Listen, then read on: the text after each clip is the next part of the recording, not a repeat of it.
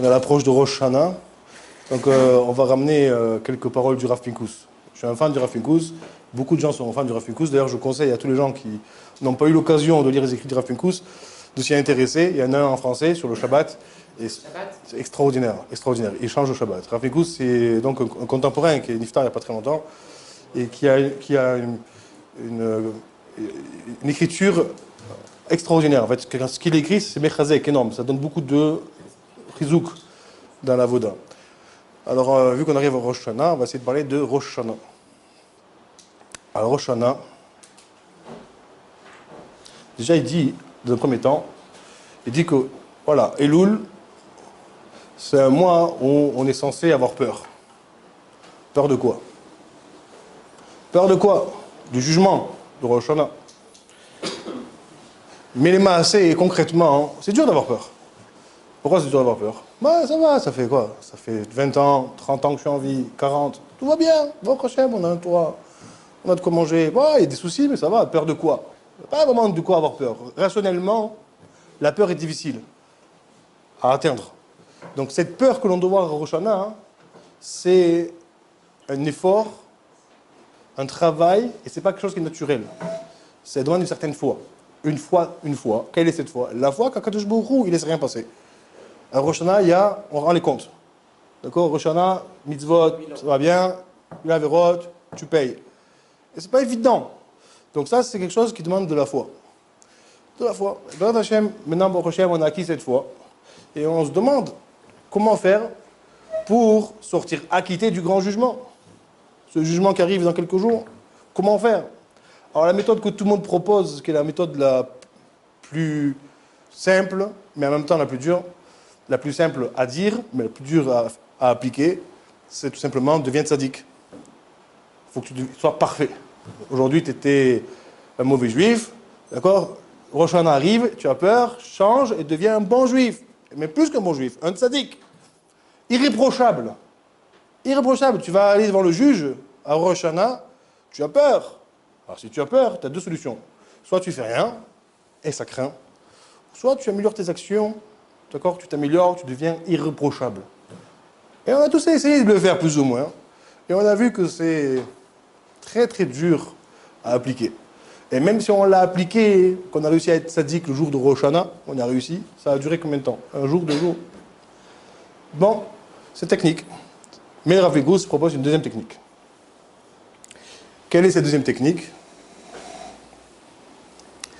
C'est de devenir collègue, même ami, pote d'Akadosh Baruch Hu. Tu vois, un pote d'Akadosh Baruch Hu. Ça veut dire quoi? Ça veut dire que le jour de Rosh Hashanah, tu as peur. Tu as peur du juge. Et tellement tu as peur qu'a priori, tu n'as pas envie d'aller le jour du jugement devant le juge. Tu as envie de fuir. D'accord? Même, a priori, on devrait se délaisser un petit peu. La barbe, on ne devrait pas forcément se faire beau le jour de Rosh Hashanah. D'accord? Parce qu'on a peur. D'accord? Tu es dans le stress. Tu ne vas pas maintenant passer 1 heure devant ton miroir et te faire beau. D'ailleurs, le jour du Rosh Hashanah, on ne dit pas le Hallel. Les anges demandent à Kadosh Baruch Hu comment ça se fait que c'est ton jour, le jour de Rosh Hashanah, c'est le jour où on proclame la royauté d'Akadosh Baruch Hu. Comment ça se fait que tes enfants ne chantent pas le Hallel, ce fameux chant où on loue Akadosh Baruch Hu? Et quelle est la réponse? Ben, on ne peut pas. Ils ont peur. On ne peut pas leur demander de chanter alors qu'ils ont peur. Mais d'un autre côté, on voit quoi? D'un autre côté, le slichot, ouais, c'est un chant, d'accord, mais c'est un chant qui est censé nous amener à la tchouva. C'est pas maintenant un chant de joie et de mettre en loue Akadosh Baruch Hu, tout va bien, non. De l'autre côté, c'est un Yom Tov quand même. C'est un Yom Tov. Et donc, il y a une mitzvah de quoi? De se faire beau. Il y avait une tradition de mettre en chemise blanche, minag blanc, costume blanc, se raser. Il faut se raser, d'accord? Il faut se laver, il faut être propre. A priori, c'est une contradiction, d'accord? Si tu as peur, tu as vraiment peur du jugement, tu devrais arriver complètement sale, la barbe pas rasée, d'accord? Et pourtant, on voit que non, fais-toi beau. Et c'est quoi le pshat? Rav Pinkus, il dit. Rav Pinkus, il dit que la peur qu'on donne du jugement, on peut l'apprendre, et c'est comme ça qu'il faut l'apprendre, comme un moyen de se rapprocher d'Akadosh Baruch Hu. Ça veut dire quoi? Ça veut dire, maître du monde, j'ai peur de toi, j'ai peur du jugement, et j'ai qu'une envie, c'est de te fuir. Mais vers où puis-je fuir? Vers où puis-je fuir? Et là, bien des gens baissent les bras. je suis mal barré. D'accord? D'autres, qu'est-ce qu'ils vont faire? Ils vont dire, oh là là, je vais devenir sadique. D'accord? Bon, si j'y arrive, Bezrat Hashem. Mais la solution de Rav Pinkus, je te fuis! Mais tu sais vers où je fuis? Vers toi, le juge. Vers toi, Kadosh Baruch Hu. J'ai tellement peur que cette peur me propulse vers toi. Alors quoi? Alors quoi? On va essayer de comprendre. On va pas le faire avec amour. Avec amour, Dafka, il faut faire avec amour. Avec peur. Avec peur, si tu veux avec peur. Mais justement, on va y arriver avec l'amour de Hashem. Son dernière, on a parlé de ça. Comment aimer Akadosh Baruch Hu? On va essayer Hashem de comprendre. Ça peut être par peur. Et franchement, si déjà tu te rapproches d'Hachem par peur, c'est extraordinaire. Déjà, il y a le dernier niveau, effectivement, c'est l'amour pour Akadosh Baruch Hu. D'accord? Il y a la crainte d'Akadosh Baruch Hu. Il y a la crainte de la faute. La crainte de la punition. La crainte de la faute, la crainte de la punition. D'accord, c'est le plus bas niveau, la crainte de la punition. Mais si déjà tu te rapproches d'Hachem pour ça, c'est extraordinaire. Extraordinaire. Ça veut dire quoi? Les maasé. Ça veut dire que Elul, Ani les Dodi Vidodili. Traduction, je ne sais pas comment le traduire, mais je suis pour mon chéri, pour mon bien-aimé, et mon bien-aimé, il est pour moi. Ça veut dire quoi? Ça veut dire que Elul doit être moi, une période dans laquelle on doit acquérir, on doit essayer de construire, de créer un lien fort avec Kadosh Baruch Hu. Un lien d'amitié et d'amour très très fort. Et ce n'est pas un lien, a priori, qui va durer qu'un mois et qu'après Rosh Hashanah se terminer. Parce que si une amitié ne dure qu'un mois, ce n'est pas une vraie amitié. C'est que Elul Béhémet me permet d'acquérir, si je profite de ce mois, permet d'acquérir un lien fort avec Kadosh Baruch Hu. Mais à condition que je le fasse correctement. Ça veut dire quoi? Ça veut dire quoi? Ça veut dire que très souvent, on oublie le but des mitzvot.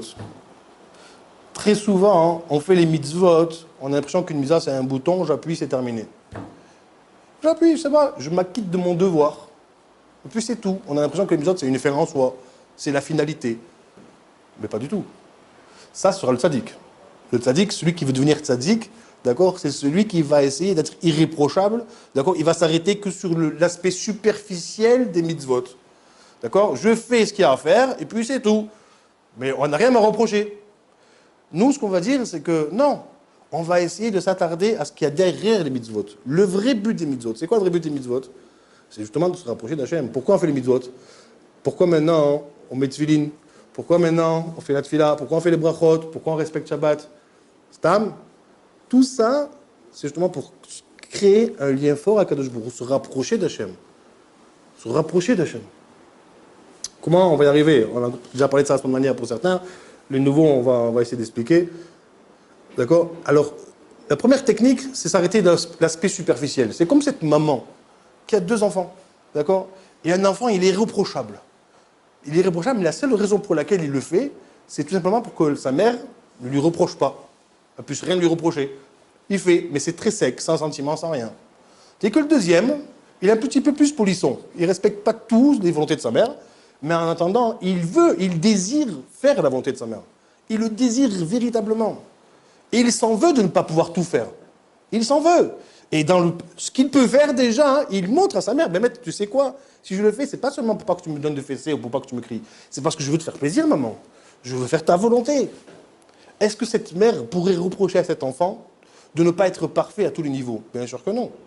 Bien sûr que non. Parce que cet enfant, a priori, il est reprochable. Certes, c'est vrai qu'au niveau superficiel, il y a des actions dans lesquelles il n'est pas parfait. D'accord? Mais en attendant, il désire se parfaire. Il désire faire ma volonté. Il désire m'aimer. Il désire... Vous comprenez? Quel est le but de la punition? C'est quoi le but de la punition? Stam, Hachem, il punit, c'est un dictateur, il punit pour punir. Éduquer. Éduquer, vous savez que Hachem, il a 2 midot prédominantes. C'est midat adin, d'accord, la justice, d'accord, et la midat de rachamim, miséricorde. Oui, c'est complètement contradictoire.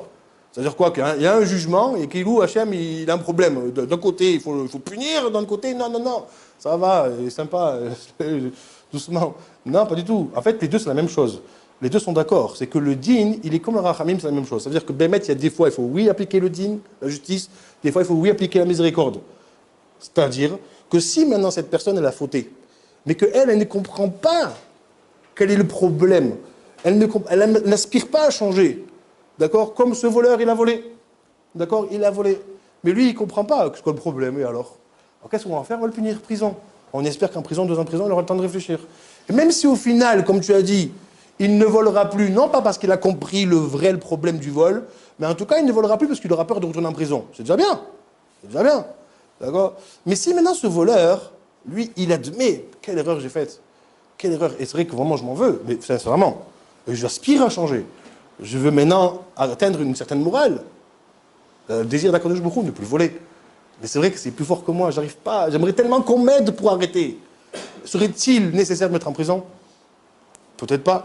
Peut-être que lui, ce qu'on va faire, on va lui mettre un petit bracelet qu'il enfermera dans sa maison avec ses parents, qui sont des parents bien, d'accord? Et où, Bézat Hachem, là-bas, il pourra réfléchir et changer. Mais ça n'a rien donné de la prison. Vous comprenez ou pas? C'est la même chose. Le tzaddik, lui, Bémet, il s'en fout en réalité. Lui, il s'en fout maintenant de ce rapprochement avec Akadosh Baruch Hu. Lui, ce qu'il veut, c'est être irréprochable. Au niveau, il va faire toutes ses actions, au niveau superficiel, tout va bien, tout est top. D'accord? Maintenant, la deuxième technique du Rav Pinkus, c'est quoi? C'est déjà ce que tu fais. Fais le mieux. Très souvent, on se fait avoir par l'habitude. On fait les mitzvot de manière machinale. On oublie le pourquoi on le fait. On le fait peut-être pour le gagner d'en ou par intérêt. La peur de l'enfer, tout ce que tu voudras. Rav Pinkus te dit, Elul, non, Elul, tu dois changer. Essayez de changer, d'accord, la motivation et le but de vos actions. Mettre une intention. Je le fais pour toi, Kadosh Baruch Hu. Je le fais parce que je veux me rapprocher de toi, Hachem. Je veux démontrer durant ce mois, Hachem, à quel point je désire être dans tes bras. À quel point je veux me rapprocher de toi. C'est vrai, Hachem, je ne suis pas parfait. C'est dur d'être parfait. Et Hachem, tu le sais très bien, je ne peux pas être parfait. On aspire, c'est dur, j'arrive pas. Mais tu sais à quel point je désire aspirer à appliquer ta volonté. Est-ce qu'Hachem, Bémet, en prochain, il peut être digne? Non. Quel intérêt? Il a tout gagné, lui. Il a tout gagné, il est au top. Il est au top. Bien évidemment, si on peut appliquer les 2 techniques en même temps, être tzaddik, c'est-à-dire être irréprochable dans toutes les actions, et également intégrer une intention dans nos actions, alors c'est encore mieux. Bon, ça, on y arrivera un jour, mais maintenant, au lieu de maintenant, parce que le problème de la première technique, c'est que on y arrive peut-être pendant un mois et encore à être parfait, irréprochable. Shalom. D'accord? Mais au final, on ne tient pas longtemps. C'est dur. L'Yitzhara est fort. Blainara. Très très fort. Il faut être, d'ailleurs, vous savez, il faut prendre l'exemple de l'Yitzhara. L'Yitzhara, il est impressionnant. Il est matmide, il est sérieux dans son travail. Il ne perd pas une minute. Il est exemplaire. Il faut prendre exemple. D'accord? Mais le Yitzhara est toujours là-dessus. D'accord? On n'arrive pas à être parfait tout le temps. On a des chutes. D'accord? Donc ça peut amener maintenant la culpabilité, mauvaise confiance en soi. D'accord? Deuxième technique, elle est non, c'est accepte-toi tel que tu es. D'accord? Mais évidemment, on ne va pas se contenter de ce qu'on est. On aspire à progresser. D'accord? Mais j'admets que je ne suis pas parfait. Déjà, il faut l'admettre. Il faut arrêter cette gava là. Vous savez, cette gava hein, qu'on a tous, d'accord, qui nous fait culpabiliser. Genre, t'es un gros nul. Ben oui, t'es un nul. Et alors? T'es pas Moshe Rabbeinu. On aspire à devenir Moshe Rabbeinu. T'as fauté. Et alors? C'est pas bien, bien sûr, faire tchouva. D'accord? Mais commence pas à dire je suis un nul et du coup, je fais rien. Parce que la culpabilité qui te fait stagner, ça, c'est les Yetzirah. La culpabilité qui te fait progresser, ça, c'est les Yetzirah Tov. D'accord? Donc, première chose, c'est admettre qu'on n'est pas parfait. D'accord? On a des risronotes, on a des défauts, on a des problèmes. On n'arrive pas dans votre Hachem. La votre Hachem est très dure. Le judaïsme, il est dur. Baruch Hachem qui est dur d'ailleurs. D'accord? Mais avant de se parfaire dans tout, déjà, essayons de parfaire dans ce qu'on a. Baruch Hachem, comme le dit le Rav Wolbe, le plus grand défaut de la génération, d'accord, c'est de ne pas connaître les défauts que nous avons. Mais surtout de ne pas connaître les qualités que nous avons. Vous savez, vous prenez une feuille, c'est très intéressant, j'ai fait le test là, en cours ce matin, j'ai fait le test. D'accord? Vous écrivez la question, qui suis-je? Et répondez à la question. Vous verrez, c'est plus facile de marquer les défauts que les qualités. Oui. Ça fait pas un peu la gala? Genre, écoute, toi, t'es comment? Je suis comme ça. Très bonne question. Ça, c'est une grande erreur que tout le monde croit. C'est la gava. Il y a une Gemara qui dit, je ne sais plus qui c'est, il me semble que c'est Rav Yosef, je ne sais plus, il me semble que c'est Rav Yosef. D'accord? Il y a un grand tzaddik qui est niftar, je ne m'en rappelle plus. D'accord? C'était le symbole de la hanava, de l'humilité. D'accord? Et lors des Spédim, ils nous ont dit, voilà, la hanava a quitté ce monde. Et Rav Yosef, il a dit, ma pitom, je suis là. Il y a encore la hanava, je suis là. Et tout le monde pose la question, comme toi tu te poses, mais je ne comprends pas. Il gouffa, c'est l'inverse. C'est de la gava ce qu'il dit là. C'est faux, c'est pas ça la gava. C'est pas ça la gava. Et l'humilité, c'est pas de se rabaisser.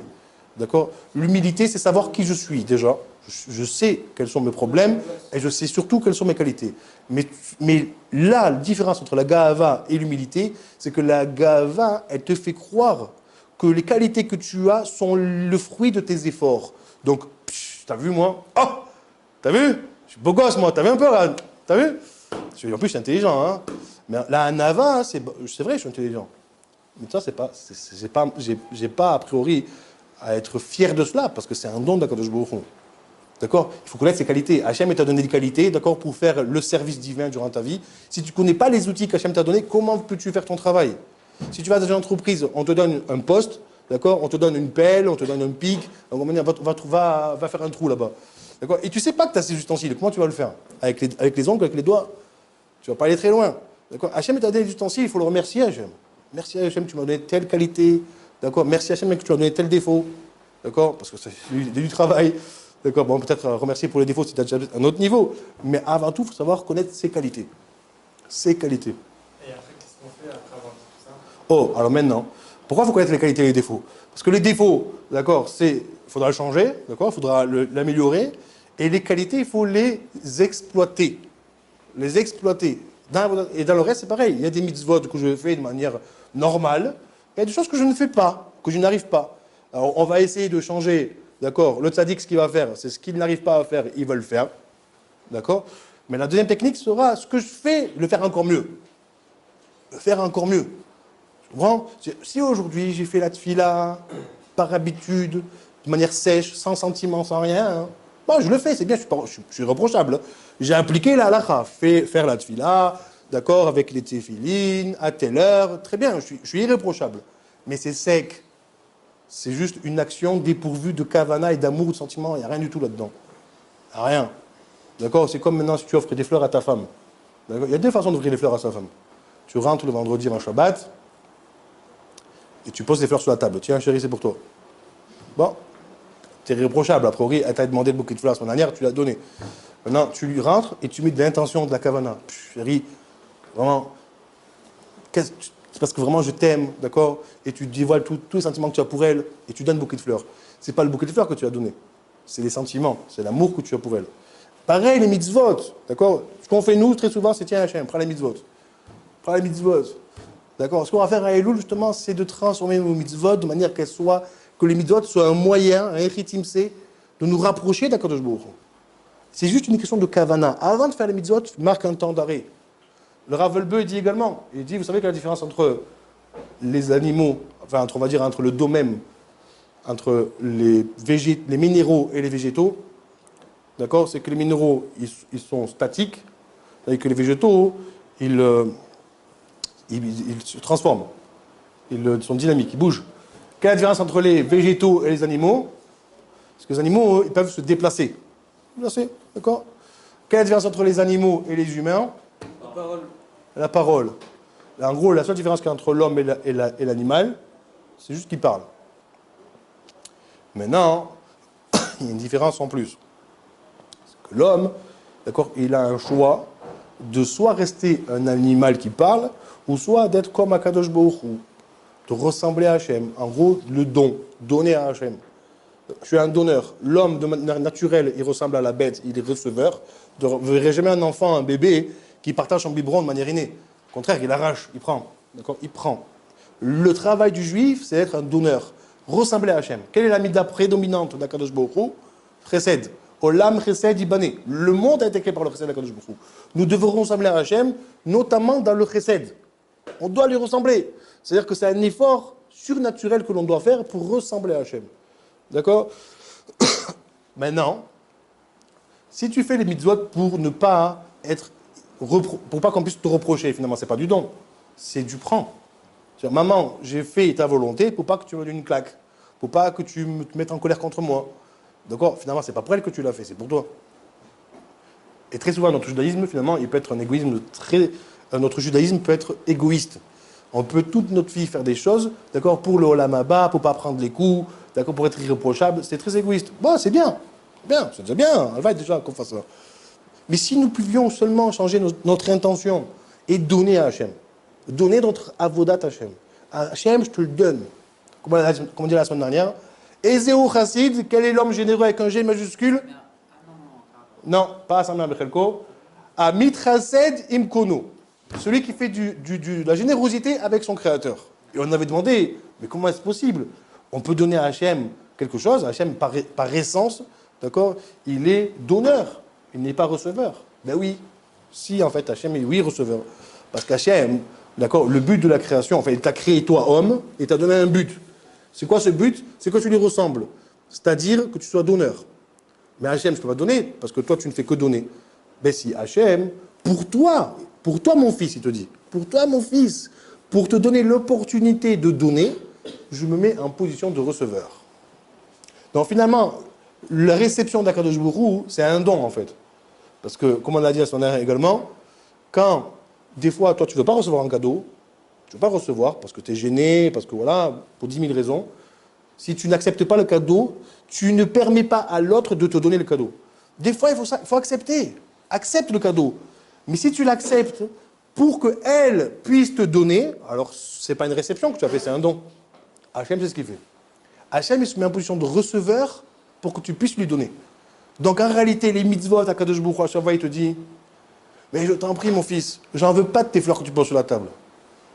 Bah, c'est déjà bien, hein. Mais c'est pas ça le but. Le but, c'est que tu te rapproches de moi, que tu m'aimes. Moi, je t'aime, moi. Donne-moi tes mitzvot avec amour. Donne-moi tes mitzvot pour moi. C'est ça le but.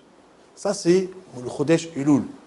Chodesh Elul. Il faut bien comprendre que quand on fait une Avera ou une mitzvah, on fait deux choses. En fait, on fait deux Averot ou deux mitzvot. Par exemple, j'ai frappé mon voisin. Chas v'shalom. J'ai transgressé le premier Avera, d'accord, d'avoir tout simplement enfreint les paroles de la Torah, de transgresser son prochain. Premier Avera. Mais deuxième Avera que j'ai faite, c'est que j'ai fait du mal à mon prochain. J'ai fait du mal à mon prochain. D'accord? Et ça a deux conséquences.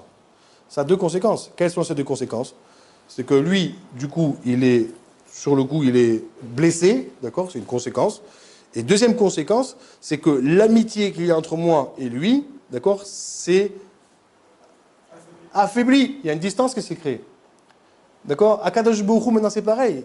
Quand je fais une mitzvah pour Hachem, alors non seulement je fais une mitzvah pour Hachem, c'est bien, j'ai appliqué la Torah, mais deuxièmement, je me suis rapproché d'Hachem. Non, rapproché, ça c'est déjà la récompense.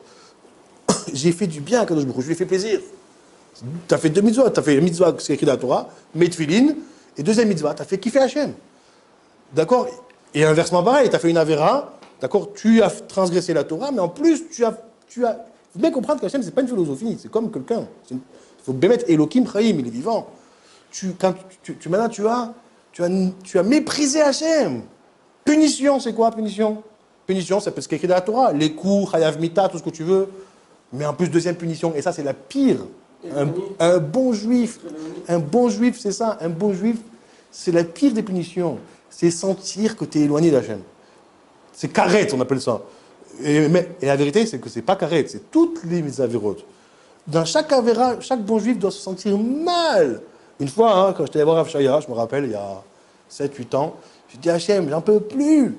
Je suis loin d'Hachem. J'en ai marre. Et c'est ce qu'il m'a dit comme réponse. Il m'a dit, ça fourre. Parce que tu te sens loin d'Hachem, c'est une preuve que tu veux être proche d'Hachem. Et c'est ça, t'as tout gagné. Celui, comme dit Rabbeinu Yonah, il dit que celui qui a fauté, d'accord, et qui tarde à faire tchouva, il dit ça va, je ferai tchouva dans 2 ans. Sa faute, elle alourdit sa peine. Pourquoi? Parce que lui, en réalité, il s'en fout finalement d'être loin d'Hachem. Il s'en fout tellement que c'est pire. Hachem, il dit, mais tu me méprises. Tu me méprises totalement. Tu t'en fous de moi. Ça ne te dérange même pas d'être loin de moi. Alors toi, ça va chauffer. Ça va chauffer. D'accord? Chachamim ramène un machal de 2 prisonniers qui ont été emprisonnés à cause du roi. Et ils ont creusé un tunnel pour s'enfuir. Et l'un s'enfuit et l'autre il dit, non, je m'enfuis pas. Je m'enfuis pas. Je reste là. Et le lendemain, le garde de la prison vient, et il voit le trou, et il voit celui-ci. Alors il a dit, t'as vu, je me suis pas enfui, je suis bien, non? Tu devrais me libérer rien que pour ça. Il a dit, non, toi justement, tu vas prendre des années en plus. Tout le monde demande, mais c'est bizarre, c'est quoi? Qu'est-ce qu'on dit, Chachamim? Parce que le pshat est que lui, il s'en foutait d'être en prison ou d'être dehors. Ça ne le dérangeait même pas. C'est-à-dire que la punition du roi, pour lui, elle ne valait rien. Le fait qu'Hachem, d'accord, il s'éloigne de toi parce que tu as fauté, tu t'en fous. Ça ne te dérange pas. Je ferai, tu vas plus tard, ça va. C'est la pire des bisaïons que tu puisses faire à Hachem. Et Loul, en gros, c'est comprendre que dans nos actions, il y a toujours deux aspects. Il y a l'aspect superficiel et l'aspect plus pnimi, d'accord, qui va toucher la relation que j'ai avec Hachem. Bitul Torah, c'est la même chose. Bitul Torah, il y a le Bitul Torah que je n'ai pas étudié à Torah parce que j'avais une ta'ava. Voilà, par exemple, voilà, j'ai mangé, d'accord, j'ai mangé à ma faim, ça suffisait, mais non, j'ai pris une tranche de pain en plus. Elle n'était pas nécessaire pour ma santé. C'est par plaisir et par ta'ava. Ben, dans cette tranche de pain, tu as fait un Bitul Torah. Parce que tu devrais étudier la Torah, normalement, à ce moment-là. Non, c'est pardonnable. Tu avais une attirance pour le pain, c'est pardonnable. Maintenant, tu as le Bitul Torah qui est beaucoup plus grave. C'est que maintenant, tu t'en foutais en fait. Tu allais au lit le soir, dans ta chambre, en bas à la yeshiva, et tu avais un livre de Torah, et tu avais un livre sur le foot. Chas v'sholom. D'accord? Tu n'étais pas tellement intéressé de voir le foot, mais tu dis, voilà, ça suffit la Torah, maintenant, après tant d'heures à la yeshiva, je vais lire le magazine sur le foot. C'est le pire des Bitul Torah. Parce qu'en d'autres termes, tu es en train de dire à la Torah, Madame Torah, Torah Traim, Torah vivant, Torah, c'est pas un livre. Torah, c'est pas un livre. Tu es en train de dire à la Torah, ça suffit. Maintenant, il faut voir d'autres horizons. Il n'y a pas que toi, il y a autre chose. C'est comme tu disais Chaz v'sholom à ta femme, bon, ça suffit, hein. Je vais regarder un peu ailleurs. C'est exactement la même chose. Elul, la avoda, c'est comprendre que dans nos actions, d'accord, dans nos actions, il y a quelque chose de beaucoup plus profond qui va soit améliorer, soit empirer la relation que j'ai avec Hachem. Ani les dodiv et dodili, à condition que Béhémet, on prenne conscience que Béhémet, dans nos actions, on peut s'approcher de la Kadosh Baruch Hu. Tout simplement, c'est une question d'intention. Et encore, comme je vous l'ai dit la semaine dernière, le Yetzer Hara, il ne nous attaque jamais sur des choses grosses. Très souvent, on pourrait dire, ouais, mais j'ai fauté, mais regardez, je ne pouvais pas faire autrement, vous avez vu la montagne qu'il y avait devant moi. C'était obligé que je faute. Non, mais tu n'as pas compris. Le Yetzer Hara, c'est pas là qu'il t'a attaqué, c'était avant. Bien avant. À la croisée des chemins, où le choix était très facile. Faire la mitzvah avec intention ou pas. Aujourd'hui, par exemple, tu as fait la tefila, d'accord? Est-ce que tu t'es donné le choix de la faire correctement ou pas? Non, tu l'as fait de manière habituelle. Parce que l'Yetzirah t'a dit non, réfléchis pas. D'accord? Donc aujourd'hui, tu as fait habituel, c'est habituel. Et dans 10 ans, ça sera quoi ta tefila? Ça sera quoi? Ça sera une tradition? Ça sera quoi? Ça ne vaudra rien. Rav Elbeu, il dit, je reprends, quelle différence entre les hommes et les humains? Simplement le choix. Mais est-ce qu'on se donne réellement le choix? Quand tu as fait la Avera hier, est-ce que tu as réfléchi à faire la Avera ou pas? Est-ce que tu t'es donné un choix de faire la Avera? Tu étais dans le bus, il y avait cette femme, Patsanoua, que tu la regardes, mais Yetzirah était là, tu l'as regardé. Tu l'as regardé. Est-ce qu'avant de la regarder, tu t'es donné le choix de la regarder ou de ne pas la regarder? Non. Donc en réalité, tu es comme un chien. Tu as un chien qui a fauté. D'accord? Pareil dans les mitzvot. Ce matin, tu as mis les tefilines. Est-ce que tu t'es donné le choix de mettre les tefilines ou de ne pas les mettre? Ou de mettre les tefilines ou de mieux les mettre? Non. Donc tu es un chien qui met des tefilines. Tu es un animal qui fait des tefilines, tu vois rien. Je n'irai pas jusqu'à là, mais presque. Peut-être il vaudrait peut-être mieux faire des avérotes avec un choix. D'accord? Et quitte à faire la avéra, que Birlal faire toute notre vie sans choix. Parce qu'au moins, quand tu te donnes le choix avant de faire la avéra, au moins tu te donnes une porte de sortie, de ne pas la faire. D'accord? Mais très souvent, nous, on agit de manière spontanée. D'accord? Instinctive, on agit, on fait des mitzvot, on fait des avérotes. En gros, on a un petit toutou un petit toutou juif. D'accord? Mais donnons-nous le choix. C'est ça l'Yetzirah. L'Yetzirah toujours nous attaque là-dessus. Il ne veut pas que tu réfléchisses. D'ailleurs, Paro, qu'est-ce qu'il a fait? Paro, qu'est-ce qu'il a fait? Il leur a rajouté du travail en Égypte. On va vous occuper, parce que si vous êtes trop libre dans votre tête, d'accord, vous allez commencer à réfléchir, à vous rebeller.